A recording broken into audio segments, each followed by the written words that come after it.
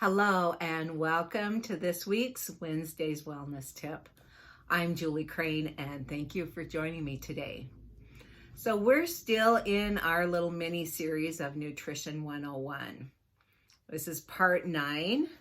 I'm not sure how many parts it's going to end up being, but we're in part 9 today. And I'd like to start out today by asking you a question. Have you ever wondered why there seems to be so much disease in the world today? With all the advances of modern medicine and new drugs being released constantly with the promise that they will eliminate your symptoms, why do people seem to be getting sicker? I'm not sure if this has crossed your mind, but it sure has mine. And so today we're going to be talking about some of those reasons why there is so much disease in the world. One of the main reasons we've kind of talked about already, and that is that the lack of nutrients that we're receiving because of the processing and low nutrient foods that are available to us. And as we have been learning, our body needs these nutrients in order to perform its functions. And without access to all of these nutrients, our bodies become out of balance and stop functioning, and we start to exhibit diseases. So it is so important that we get the nutrients that we need and do what we can in order to eat healthy, good foods. But the secondary reason for why there is so much disease today is what our main topic is going to be. And that is due to depletion of needed enzymes in our foods. Now, it's related to the main reason why people have more disease. So the reasons that we have depleted enzymes in our foods is related to the processing and the low nutrient foods, but there's a little more to it. And that's what we're going to do is we're going to spend some time today talking about these depleted enzymes and what that means for us so that you will have a better understanding of what they do and what they help the body do and what happens when we don't have enough of those enzymes that our bodies need. So you may have never heard of enzymes. They're rarely talked about outside the nutrition field, but it's so important that you understand the importance of enzymes. And that's why we're going to be talking about them today and probably in a couple of future episodes. So I mentioned earlier that drugs promise to eliminate symptoms. And I just want to point out that that's what we need to recognize is that drugs are developed with the intention to treat symptoms. And that's what they do. They treat symptoms. So if you have high blood pressure, you take a drug and it'll bring your blood pressure down. Or if you have pain or headache, you may take an over-the-counter NSAID, which is like your acetaminophen, your Tylenols. And it takes your pain away. But oftentimes, more often than not, there is a huge cost that comes about from taking these drugs. It's seen in side effects, but also things in the ways that they affect the body that can lead to countless other health problems. We're going to go into this more in depth later, but just know that drugs are only created to treat symptoms, and they do not treat the underlying cause. And what we're going to be talking about today is one of those underlying causes. Depletion of enzymes is an underlying cause of most disease. So once you understand the basics of how enzymes work and keep you healthy, then you can protect yourself from developing a multitude of health problems.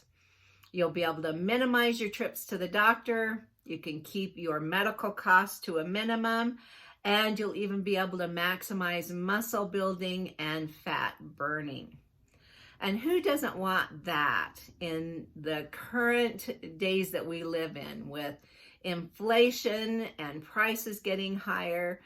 It's definitely a time when we want to ensure that we have good health so that we can continue to work and provide for our families and not have our money going out to health problems or treatments, but to really try to remain as healthy as we can so that we can do our best to provide for our families. So what exactly are enzymes? Well, enzymes are small protein molecules that are naturally found in food, so in both plants and animals. But they are only contained in raw, unprocessed foods. So anything over 118 degrees will destroy the enzymes. So if you take your food that you're preparing it and you roast it, you boil it, you broil it, you bake it, you grill it, more than likely you're going over 118 degrees. And so you're killing off the enzymes that are within that food. Now, these protein molecules or enzymes are actually catalysts that make possible the chemical reactions needed to digest our foods and break it into usable, absorbable nutrients. Think of enzymes as being the life force that is found in foods. This is often why you may hear some refer to foods as being, that's a live food or that's a dead food. The dead foods being the foods that have been cooked and processed. And that's what they're talking about, is the enzymes are no longer in those foods, so they consider those dead foods, versus your raw fruits and vegetables still contain the enzymes, and so they are considered live foods.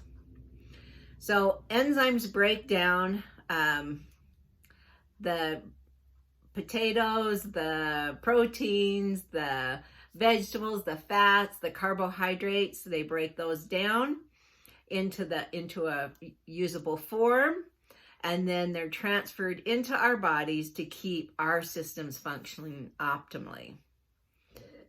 Now, foods must be digested and the nutrients must be absorbed for them to provide our body with nourishment.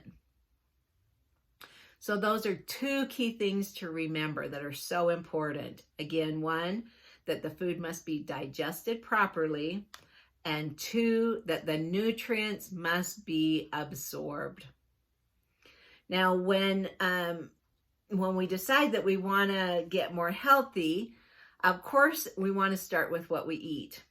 So that's the best place to start, is with what we choose to eat. But actually, the most important part is the digestion. Even if you're making all of the healthy choices that you can, all that nutrition will do nothing for you if you aren't able to digest it properly. The transformation process from meal to energy involves a lot of working parts and just as many steps. So simply put, think of enzymes that they break down the food into molecules that the body can use. Most of the digestion and absorption of nutrients occurs in the small intestine. So absorbed nutrients are transported via the blood to the cells, and then anything that is not absorbed will then pass through the large intestine and is expelled by the body. But there's a caveat to that. When things don't get properly digested, there can often be these undigested proteins that are floating around in our system. So they move via the bloodstream and end up in different parts of our body, and that can cause havoc. So we want to avoid these undigested proteins completely. So again, remember that processed foods are devoid of enzymes. We are able to eat cooked and processed foods because our body also contains enzymes. However, these enzymes are needed to perform thousands of other functions. So things like releasing hormones, your immune system, tissue repair. So the enzymes are needed for multiple places to continue to keep your body functioning. And it was never intended for the body to do all of the work of digesting on its own. That work is supposed to be delegated to the raw food enzymes. So what's important is to understand is that we have a limited supply of enzymes. So think of it kind of like the battery in your cell phone. Now you can use enzymes like you do the battery. You can use them up clear to the point where you run out, and like with your cell phone, you run it all the way out and you're going to need to recharge. And if you don't recharge your phone's battery, it's going to die. And it's the same with your enzymes. If you don't recharge your supply of enzymes, you die. But unlike your phone, with us, it's permanent. Now, there are things that you can do on your phone that's going to deplete your battery faster. Things like watching and recording videos seem to take up a lot of battery life. Well, there are things such as our dietary habits that also can create a larger demand on our enzyme supply. And those are things like eating a majority of cooked and processed foods.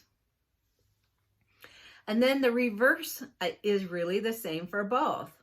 You know that your phone battery doesn't work as well after it's being used and charged up too many times. Well, the same holds true with your enzyme supply. You only have so much available, and it can only digest things so many times, and that's why raw food or supplementing with plant enzymes are so important. When your enzymes are depleted, the body is unable to produce enough metabolic enzymes to digest the food, repair the body, and help fight disease. So one of those things has to give. And a lot of times that's why we end up experiencing disease issues. Now, when enzymes are not present in the food we eat, so if we eat, again, a lot of cooked and processed foods, the body mobilizes the immune system to finish digestion. So that's what we don't want to do. We don't want to have our immune system helping to finish digestion, because this is where we can get into problems with autoimmune and chronic degenerative diseases. So we're going to talk more about them next time. But maybe just for this week, kind of notice how much raw food do you eat and how much processed or cooked foods do you eat, because that will make a huge difference. So thank you for joining me today. I hope you will join me next week when we'll continue our discussion on enzymes. Have an awesome week. Bye-bye.